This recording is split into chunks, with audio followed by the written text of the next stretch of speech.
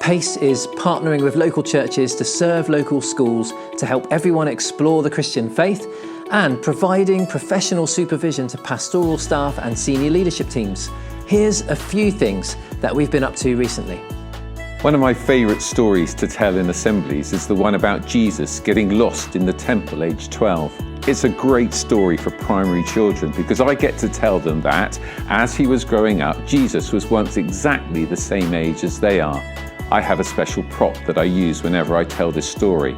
It's a pencil, but not just any pencil. This pencil. A giant pencil. The children love it when I produce it from its giant pencil case. I always finish this story about Jesus with the lovely verse in Luke chapter 2 verse 52. Jesus grew in wisdom and stature and in favour with God and people. I ask the children to reflect on how much they've already grown through the school year. What new things have they learned that have helped them make wise choices? Have they grown in stature by exercising and eating well? Some of them have probably shot up. Have they grown in their friendships by being wise about who they choose to spend time with? Then I will often finish with a prayer as an example of a way to grow in friendship with God too, before ending by saying that they have probably grown in so many ways this year that they will need a pencil this big to write them all down. Have you ever heard of Max Lucado? He's a best-selling Christian author whose books have sold over 100 million copies across 54 languages worldwide. One of my favourite books is You Are Special because it encourages every child to recognise their self-worth.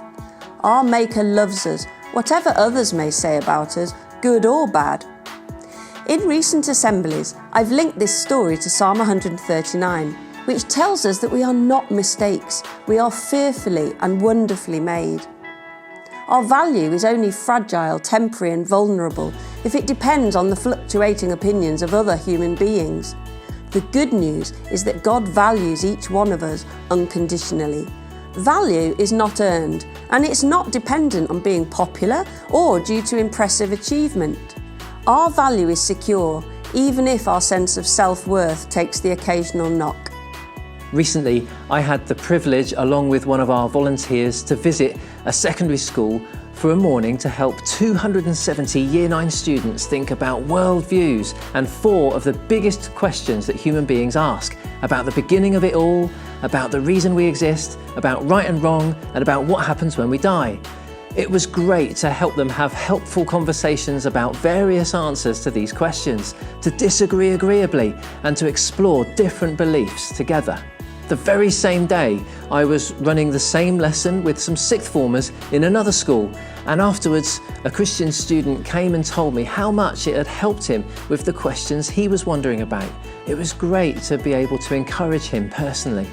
And then later on that same afternoon, I was with the team from local churches at the new Youth Alpha after school group in yet another secondary school, exploring how God showed us his love when Jesus died on the cross. It was an action-packed day, face-to-face with people in schools, exploring life's biggest questions and relationship with God through Jesus. Hi guys, my name is Charlie. I'm from St Andrews in Chelmsford, and we've just been at Avonbourne Boys and Girls Academy doing our big question. Today was about chocolate and cheese. So why do people love chocolate and why do people hate cheese? We did a bit of tasting of some dark chocolate, some Cadbury's, some really gross blue cheese and some quite nice Baby Bell cheese. We did a bit of a quiz on some meals, whether the ingredients are chocolate or cheese. And then we finished on a verse from John, the Gospel of John, where Jesus says he is the bread of life. Jesus isn't saying he is literally bread, but he is saying that he is essential to life in all its fullness. The tentacles of the COVID pandemic are long and far-reaching. The mental health impacts of the pandemic has been catastrophic for some children and young people and their parents and carers. A physical manifestation of this is the number of children and young people who currently do not attend school. This can be for a number of different reasons, either coming from young people themselves or their parents and carers. Obviously, the onus is on parents and carers ensuring their children attend school, but this can be very challenging for some. School attendance is a nationwide issue. A census carried out by local authorities in the autumn term of 2024 reported that there are 39,000 children missing from education. This is an increase from 33,000 from the autumn term of 2023. At the schools in which we supervise, there is a major initiative from the schools' respective trusts to make attendance a #1 priority, using many different ways to do this within individual schools.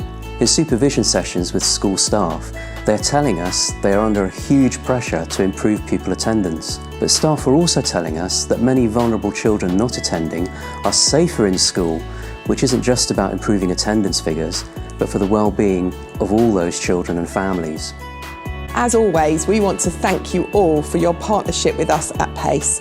We would not be able to do what we do in schools without your support, so a very big thank you.